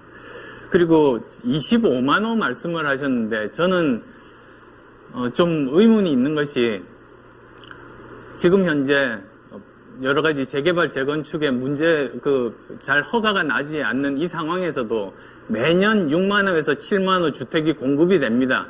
그냥 놔두면 6만 호에서 7만 호가 공급이 돼서 5년 후면 30만 호가 됩니다. 그런데, 금 후보께서 말씀하신 것은 그냥 놔두면 30만 호가 될 것을 오히려 줄인 것은 아닌가. 그런 의문이 하나가 들고요. 또 두 번째로는 지금 현재 한 400곳 말씀을 하셨고, 거기에 공공 재개발을 한다고 하셨지 않습니까? 그런데 그 세부 내용을 보면 그게 다 재개발 구역이 아니고요. 그 중에 절반이 재건축입니다. 그러니까 이거 공공 재개발이라는 것 자체가 안 맞습니다. 재개발과 재건축이 다른 점은 아마 충분히 알고 계시리라고 생각합니다. 그런 점들 한번 설명을 해주시면 좋겠습니다. 아는데 393군데는 그 뉴타운 때 재개발로 지정이 됐다가 해제된 것을 말씀을 드리는 거고요. 30만 호가 저절로 되면은 안 후보께서는 40만 호만 만들면 된다는 건데 저희는 재개발을 통해서 그만큼을 더 확충한다는 얘기입니다. 시간이 별로 없어서 그 지하철에 대한 말씀을 좀 드리고 싶습니다. 안 후보님 9.2역 참사 기억하실 겁니다. 그 가방 속에서 나온 컵라면을 생각하면 지금도 가슴이 아픕니다. 이때 이 당시 많이 나왔던 얘기가 위험에 외주합니다. 서울 지하철은 만성적 적자에 시달리고 있습니다. 원래도 버티기 어려웠는데 코로나 때문에 승객이 줄어들면서 더 어렵습니다. 작년 한 해의 적자가 1조가 넘고 올해는 자그마치 1조 6천억쯤 될 겁니다. 코로나가 아니더라도 승객 1인당 요금이 1,250원인데 운송비용은 추정치에 따라서 1,400원에서 2,000원이 됩니다. 운행하면 할수록 그 손해가 나는 구조입니다. 위험에 외주하라는 것은 이런 상황에서 나온 겁니다. 지하철 운영이 어려우니까 비용을 절감하기 위해서 돈이 되지 않는 작업은 외주를 줍니다. 당연히 단가를 후려칩니다. 하청을 받은 업체에서는 충분한 비용을 받지 못하니까 충분한 인원을 배정하지 못합니다. 구의역 참사를 당한 청년은 이런 시스템에서 희생된 겁니다. 이런 구조적인 문제를 해결하지 못하면 구의역 참사가 재발하는 것을 막을 수가 없습니다. 안 후보께서는 구의역 참사 당시에 20살도 채 되지 않는 젊은이가 사고로 목숨을 잃었다. 가방 속에서 나온 컵라면이 마음을 더 아프게 한다. 조금만 여유가 있었더라면 덜 위험한 일을 택했을지 모른다는 글을 올리셨는데요. 저는 정말 큰 충격을 받았습니다.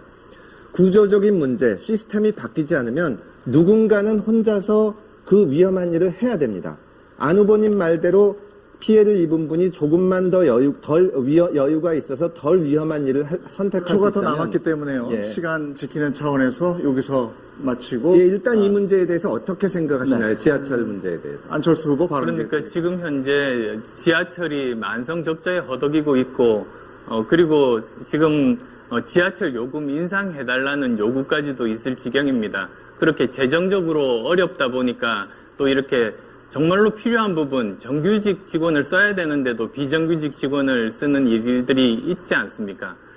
그래서 저는 이 문제 해결에 굉장히 관심을 많이 가지고 있었습니다. 우선은 첫 번째는 사실은 자구 노력이 선행돼야 됩니다. 스스로 제대로 잘 자구 노력을 해서 시민들께 인정을 받아야죠. 지금 굉장히 방만하게 운영되는 그런 점들이 많습니다. 두 번째로는 지금 그 광고 있지 않습니까? 광고가 박원순 시장 시절에 상업 광고 줄이고 문화예술 광고로 바꾸면서 거기서 또 수백억이 수입이 줄어들었습니다. 그걸 다시 정상화를 해야지 그나마 또 버틸 수가 있을 겁니다. 그리고 또 세 번째로는 아시겠습니다만 정규직 그 전환 과정에서 친인척을 채용하는 거의 정원의 15%, 채용 인원의 15%가 밝혀졌습니다. 이 부분에 대해서 또 조직 내에서 진솔한 사과가 있어야죠. 그래서 이런 방식을 통해서 우선 자구 노력을 하고 또 아까 말씀하신 불행한 일이 생기지 않기 위해서는 정말 그 위험한 일, 안전에 관한 일들은 반드시 정규직을 채용을 해야 된다. 그걸 저는 원칙으로 하고 싶습니다. 예, 자구노력 말씀을 하시니까 예전에 그 증세 없이 복지 없다는 말에 그 예산 절감하면 된다는 그 박근혜 정부 때의 말이 생각이 납니다. 저는 솔직히 두 가지 질문을 드리고 싶은데요. 첫째는 이때 그 SNS에 이 말씀을 올린 데 대해서 한 번도 사과를 안 하셨는데 여기에 대해서 사과를 하실 생각이 있는지를 한번 여쭤보고 싶고요. 또 하나는 안 후보께서 정치하신 지 10년이 됐는데 사실은 이 지하철 문제 같은 것이 가장 민감한 문제입니다. 요금을 올리자 그러기도 어렵고 또 무임승차가 가능한 연령을 상승하자는 얘기도 계속 나오지만 정치인들이 용기가 없기 때문에 결국 자구 노력 왜 안 하냐 이런 거는 정규직 해야 된다 이런 말만 하지 정말 중요한 얘기는 못한다고 생각을 합니다. 이 점에 대해서 어떻게 생각하십니까? 경제 분야에서 금태섭 후보가 쓰실 수 있는 시간은 다 쓰셨고요. 지금 안철수 후보는 36초가 남아 있습니다. 발언하시죠. 예, 그 발언 트위터에 올라갔을 때 제가 다시 확인해보고 이건 오해를 살 소지가 있겠다. 그래서 고쳤습니다. 그런데 그렇게 고쳤다는 것은 뭐가 잘못됐다는 걸 본인 스스로 알았던 것 아니겠습니까? 그런데 그 예전 그걸 가지고 주로 현 정부의 극성 지지자들이 과도하게 공격을 했었던 겁니다. 이제 그런 점들 말씀드리고요. 나머지 또 여러 가지 질문들은 그 다음 순서에 하도록 하겠습니다. 네. 경제 분야에 대해서 20분 동안 열띤 자유 토론이 있었습니다. 이번에는 비경제 분야의 자유 토론을 이어가도록 하겠습니다. 역시 비경제 분야도 20분입니다.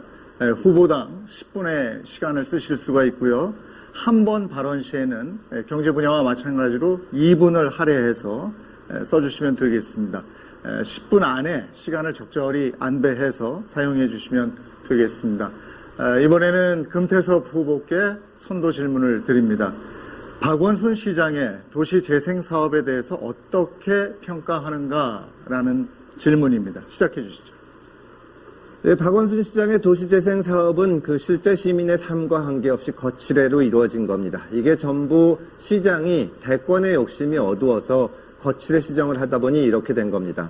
노후 지역 주민들이 그 집 좀 고치고 싶다, 길 좀 넓히고 싶다고 하는 실질적인 요구는 막아놓고 벽화 그리고 또 막상 그 옆에 카페를 들여와서 구경 온 사람들 때문에 동네만 어지러워지고 있습니다. 이것 때문에 저는 서울시정의 정치적 편향성을 막아야 된다고 생각을 합니다. 사실 그 박원순 시장 시절에 6층의 문제가 많이 제기가 됐습니다. 6층에서 서울시 공무원인데 실제로는 박원순 시장의 대권을 위한 일을 하는 겁니다. 시청이나 도청을 개인의 대선 캠프, 재선 캠프로 활용하는 겁니다. 명함은 시 명함을 들고 다니는데 일은 엉뚱한 일을 하는 거죠.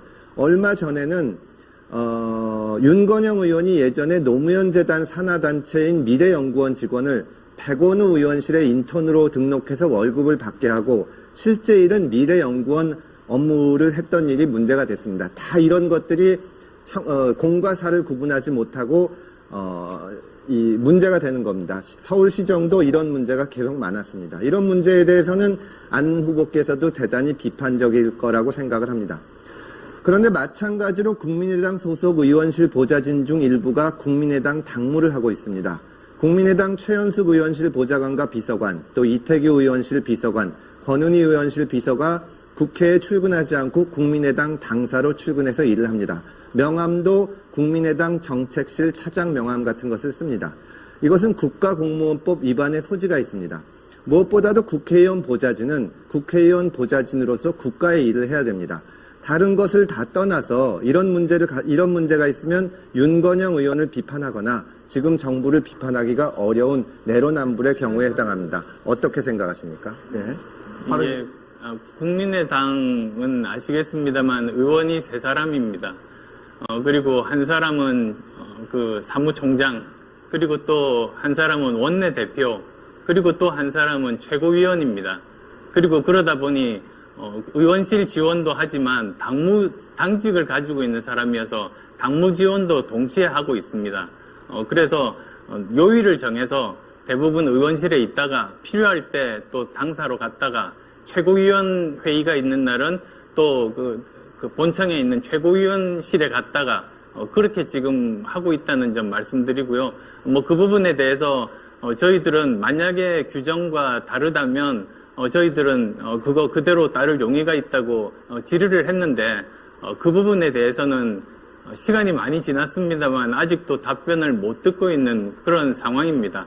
아마도 이렇게 좀 그레이 에어리어에 있는 그런 부분들이 저희 당뿐만 아니라 다른 커다란 두 당에도 있다 보니 아마 지금 답변을 못 주는 것 아닌가 생각이 들고요. 아까 25만 호 다시 좀 말씀드리면 설명이 좀 부족합니다.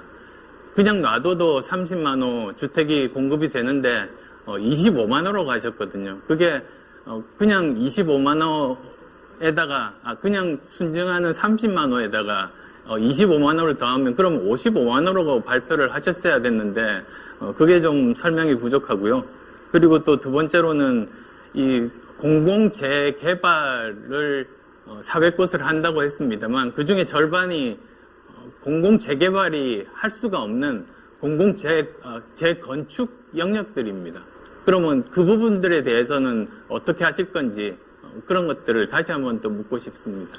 네, 경제 분야가 아니니까 간단하게 말씀을 드리겠습니다. 지금 74만 원 말씀하시고 60만 원 말씀하시고 후보마다 숫자가 다른데 제가 보기에는 전문가들이 또 서울시의회에서 대체로 동의하는 숫자가 25만 호입니다. 그것이 뭐냐 하면 뉴타운 이후로 재개발이 계속되다가 박원순 시장이 재개발을 막기도 했고 또 실제로 2008년 금융위기 이후로는 부동산 시장이 침체되면서 주민들이 재개발 지역으로 지정은 돼 있는데 그러다 보니까 재개발은 제대로 안 되고 재산권 행사는 못하고 그래서 재개발이 애초에 예상했던 대로 안 된 것이 25만 호라는 겁니다. 말하자면 그것과 상관없는 집은 지어지는 거죠. 그거를 다 더해서 저도 50만 호, 70만 호 하고 싶지만 그거는 자연적으로 되는 거고 제가 공약해서 무슨 특별히 공약하지 않아도 되는 것이고요. 저는 그 잃어버린 25만 호를 짓자는 겁니다. 거기에 대해서는 시의회도 전혀 문제가 없고 지금 뭐 절반은 된다 안 된다를 말씀을 하시는데 구체적으로 보면은 되는 지역도 있고 안 되는 지역도 있지만 최대한 활성화를 하고 인센티브를 주면 지금 다들 동의하는 숫자 25만 호 정도가 재개발이 안 됐다. 저는 그것을 할 수 있다고 생각을 합니다. 안 후보님께서 그 74만 호 말씀하시면서 한 40만 호는 인허가 숫자다라고 하시는 것보다는 저는 훨씬 구체적이고 지역이 정해져 있기 때문에 빨리 할 수 있는 거라고 생각을 합니다. 물론 집 짓는데 몇 달이나 1년 만에 되지는 않겠죠. 예. 그 지역이 정해져 있다고 말씀하셨지 않습니까? 그 뭐 25만 호 좋다고 칩시다. 그런데 공공 재개발을 하겠다고 말씀을 하셨어요. 예. 공공 재개발이 왜 잘 안 되는가? 그 이유는 요건이 까다롭기 때문입니다. 이미 도시재생 지역으로 제가 지난번에 성북 5구역을 갔는데요.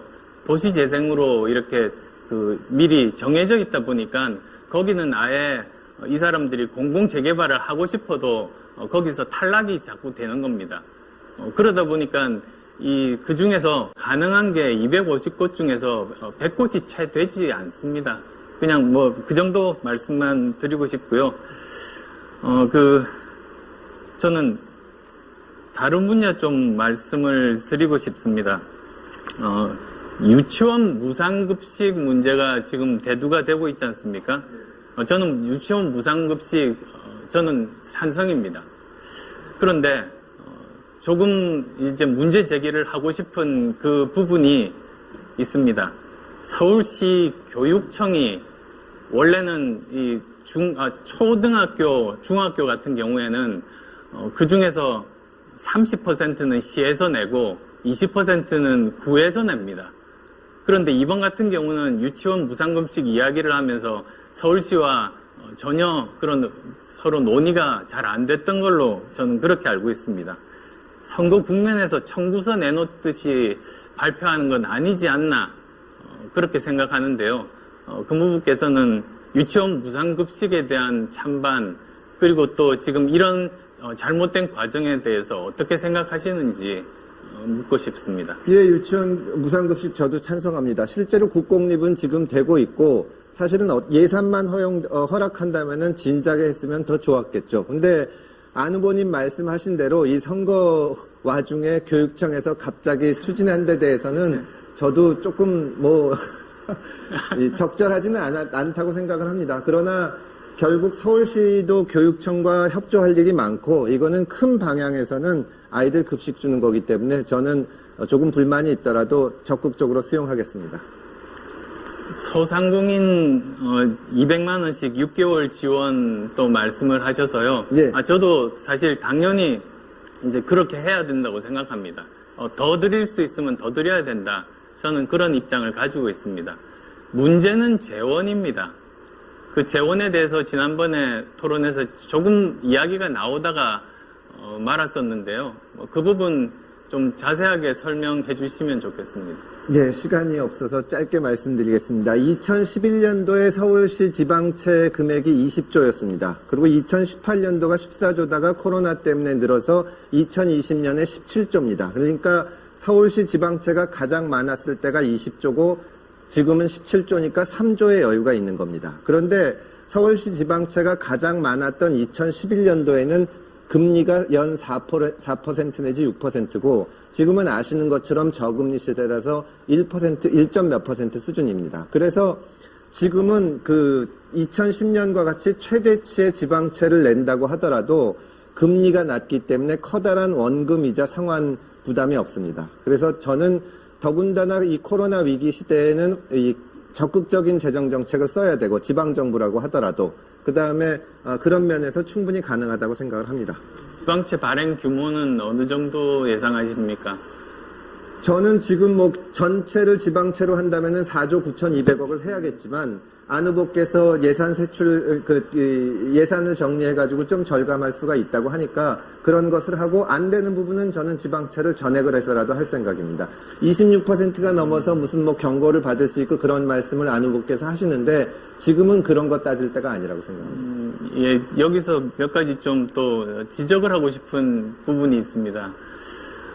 채무가 지난번 처음 박원순 시장이 취임했을 때부터 이제 2020년이 되면 조금은 줄었습니다. 그때보다. 그런데 아마 2021년 예산서를 못 보신 모양입니다. 2021년 예산서를 보면 채무가 다시 19조 5천억이 됐습니다. 그러니까 거의 비슷한 정도여서 여유도 없을 뿐 아니라 사실은 이 돈을 마련하는 것은 채무로 관리하는 것이 아니고요. 부채로 관리합니다. 둘은 완전히 틀립니다. 벌써 부채가 11조 원이 박원순 시장 취임 이래로 늘어서 그런 여력들은 거기서는 부족하다는 점 말씀드리고요. 지방채 문제인데요. 사실은 지방채를 서울시장이 마음대로 발행할 수 있는 것이 아닙니다. 4조 9천억을 발행할 수 있는 것이 아닙니다. 올해 지방채 발행 한도가 정해져 있습니다. 그게 2조 8천억입니다. 그리고 또 그걸 다 쓸 수 있는 것이 아니라 그 중에서 1조 2천억은 고정비용으로 나가는 겁니다. 그래서 그나마 쓸 수 있는 게 1조 6천억인데요. 이걸 다 발행을 하게 되면 예산 대비 채무 비율이 26%가 넘게 됩니다. 말씀드렸듯이 25%를 넘으면 재정주의단체가 되고 만약에 여기다가 아까 금호부께서 말씀하신 것처럼 4조 9천억을 그 지방채로 발행한다. 그러면 거의 35%가 되는데요. 40%가 되면 그때는 재정위기단체가 됩니다. 이건 헌정 역사상 없었던 일입니다. 그래서 이런 점들 때문에 굉장히 힘들다. 가능성이 없다. 그런 점들을 말씀드리고 싶고요. 제가 시간이 좀 더 있습니까? 예, 시간 제한 때문에 여기서 끊겨서 제 방법을 말씀드리려고 했습니다만. 예, 안 후보 말씀 다 맞는다고 쳐도 헌정력 저는 정말 기재부에서 말씀하시는 거 듣는 것 같은데 헌정 역사상 코로나 위기가 없었습니다. 지금 재정 상황이 어려워질 겁니다. 하지만 서울의 41만 소상공인들 자영업자가 무너지면 일자리도 도저히 살아날 수가 없습니다. 저는 시의회, 중앙정부와 어떻게 협조를 해서라도 자영업자가 버티게 해야지 나중에 부채 비율이 낮고 서울시 재정이 건전하면 뭐합니까? 일자리도 없어지고 지금 가게들이 다 문을 닫으면 서울은 못 살아납니다. 이 비상시국에 저는 어쩌면 재정규칙 같은 것만 들고 나오는지를 모르겠습니다. 협치에 대해서 좀 말씀을 드리겠습니다.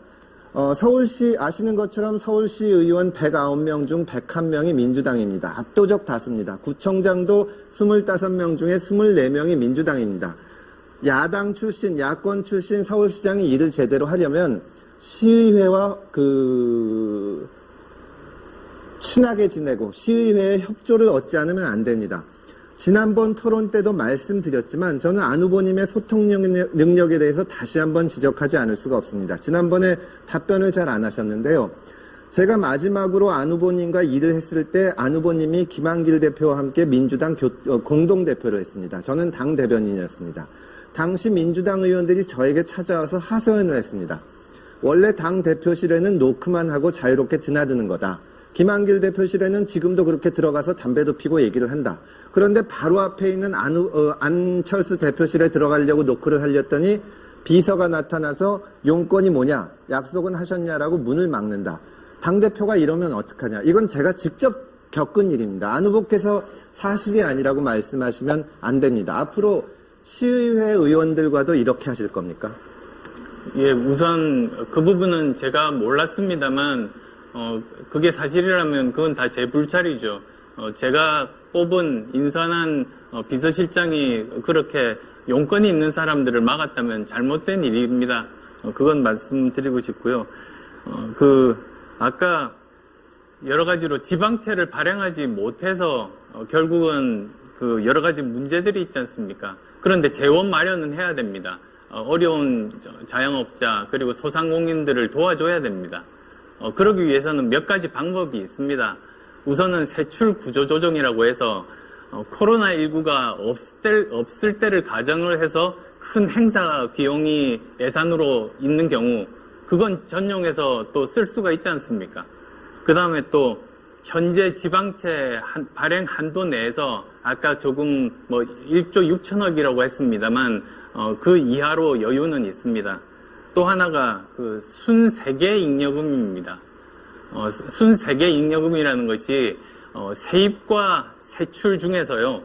세입은 예상보다 많아지고 세출은 예상보다 적어지면 거기에서 쓸 수 있는 돈이 생기게 됩니다. 그게 서울시 같으면 매년 평균 2조에서 3조 정도가 있습니다. 그래서 사실 그건 결산 이후에 쓰는 것이 제일 정확하긴 합니다만 지금은 말씀하셨던 대로 비상 상황이라 그 돈을 가지고 당장 어려운 분들을 도와줄 수 있는 재원으로 저는 활용할 수 있다고 생각하고요. 청년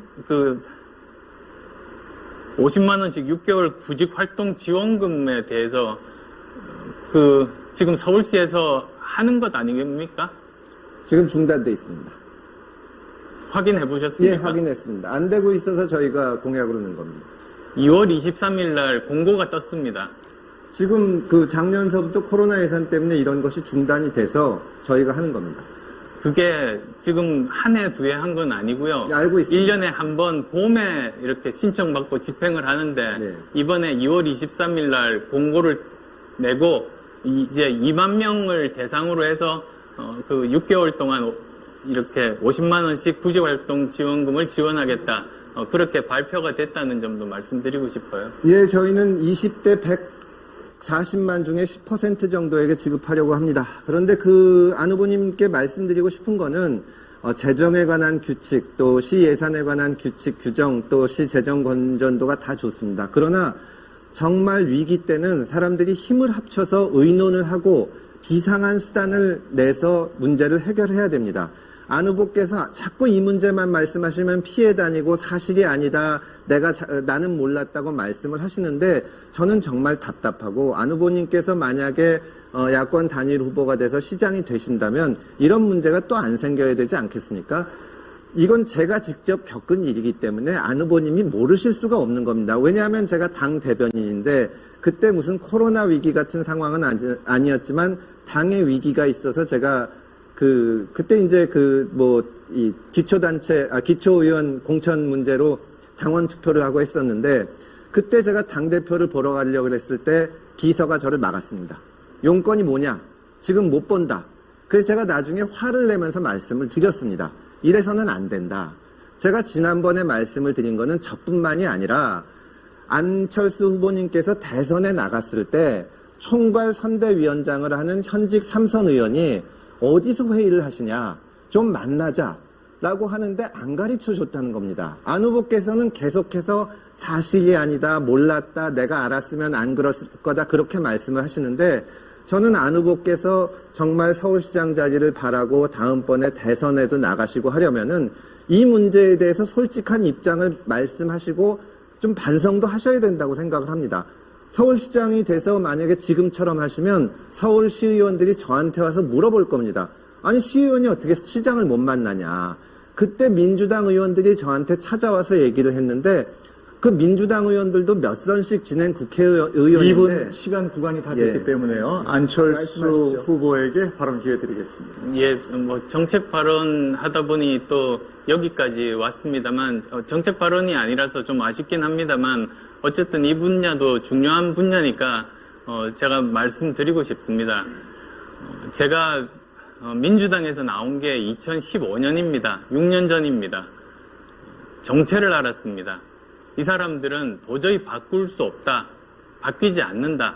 그걸 알고 나와서 국민의당을 그 당시에 창당했습니다. 모두 다 실패할 것이라고 생각했습니다만 3기 이래 최초로 38석의 그런 교섭단체를 만들었습니다. 그리고 또 그 이후로도 여러 가지 일들이 있었습니다. 참 어려운 일들, 시련도 많았고 그리고 또 그 현실 정치에서 물러나겠다고 선언을 해서 나가 있기도 했습니다. 그렇지만 그런 과정에서 참 제가 어떤 점들을 잘못했는지를 많이 반성했습니다. 다시는 그런 실수를 반복하지 않겠다. 그런 진정성을 가지고 지금 이번 선거에 임한다는 점 말씀드리고 싶습니다. 네, 금태섭 후보도 31초가 남았기 때문에. 예, 2015년에 민주당을 나갔다는 말씀을 많이 하시는데 2014년에 정말 혼자서 의논도 안 하고 민주당에 입당을 하셨습니다. 그때 윤여준, 그러니까 창준이에 있던 모든 분들하고 의논을 안 하고 하셨죠. 저는 여기서 안철수 후보를 비판하고 뭐 폄훼하겠다 이런 것이 아니라 본선에서 이 문제가 꼭 나올 겁니다. 그리고 이 문제는 매번 지적을 당한 거라서 저는 그리고 앞으로의 발전을 위해서도 한번 생각해 보시기를 권유드립니다. 네, 금태섭 후보는 비경제 분야 시간을 다 쓰셨고요. 안철수 후보 19초 남았습니다. 네. 정치권에서 의사결정할 때 함께 의사결정을 하는 사람이 있고 그 다음에 당장 함께 의사결정은 못하지만 언론에 나오기 전에 알려드려야 될 중요한 사람들이 있습니다. 그런데 그러면 굉장히 섭섭하죠. 본인은 왜 의사결정 그룹에 포함되지 않느냐. 그런 일들이 저는 항상 있어 왔습니다만 정말 죄송하게 생각하고 아마 앞으로 그런 일 없을 겁니다. 네. 비경제 분야 20분 시간을 다 썼습니다. 열띤 토론을 이어가다 보니까 정해진 시간이 다 돼갑니다. 이제 두 분 후보께 1분씩 마무리 발언의 기회를 듣도록 하겠습니다. 먼저 안철수 후보의 마무리 발언 듣겠습니다. 존경하는 국민 여러분, 서울 시민 여러분, 끝까지 시청해 주셔서 진심으로 감사드립니다. 제가 시민분들 만나 뵐 때마다 듣는 이야기가 있습니다. 제발 좀 싸우지 말고 일 좀 하라고 그 말씀을 하셨습니다. 맞는 말씀입니다. 저는 이번 서울시장 선거는 여야 대결을 넘어서 정말 제대로 일할 시장을 뽑아야 됩니다. 제가 지난번 토론회 모두 발언에서 마지막 발언에서 이렇게 말씀드렸었죠. 말만 잘하는 해설사가 아니라 일 잘하는 그런 해결사가 되겠다는 말씀을 드린 바가 있습니다. 저 안철수 맡겨주시면 똑 부러지게 하겠습니다. 시청해주신 여러분께 다시 한 번 더 감사드리고 토론회 정말 고생 많이 하신 금태섭 후보께도 감사의 말씀을 전합니다. 고맙습니다. 네, 이번에는 금태섭 후보의 마무리 발언 듣겠습니다. 존경하는 서울시민 여러분, 토론 잘 보셨습니까? 문재인 정부 심판해야 합니다. 단순한 반문연대로는 안 됩니다. 새로운 인물, 이길 수 있는 사람을 내세워야 합니다. 저는 문재인 정부 4년 동안 소신과 원칙을 지켰습니다. 조국 사태, 공수처 논란, 그리고 권력형 성폭력 사건 때 용기 있게 나섰습니다. 민주당이 가장 두려워하는 후보가 저 금태섭입니다.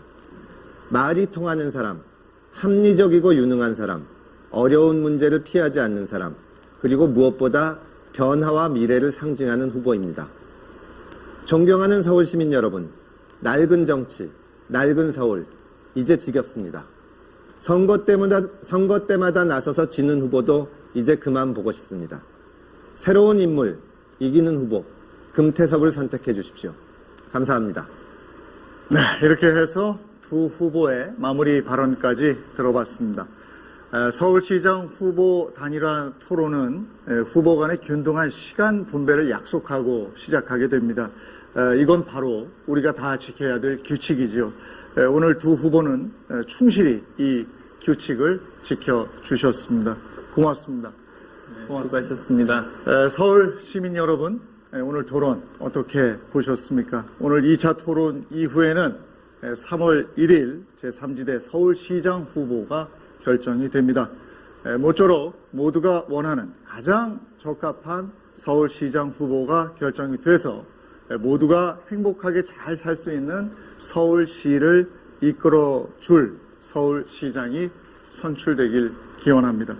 이상으로 안철수, 금태섭 서울시장 후보 단일화 2차 토론을 마치겠습니다. 함께해 주신 여러분 고맙습니다. 참여해 주신 두 분 후보님 고맙습니다. 네. 고맙습니다. 감사합니다.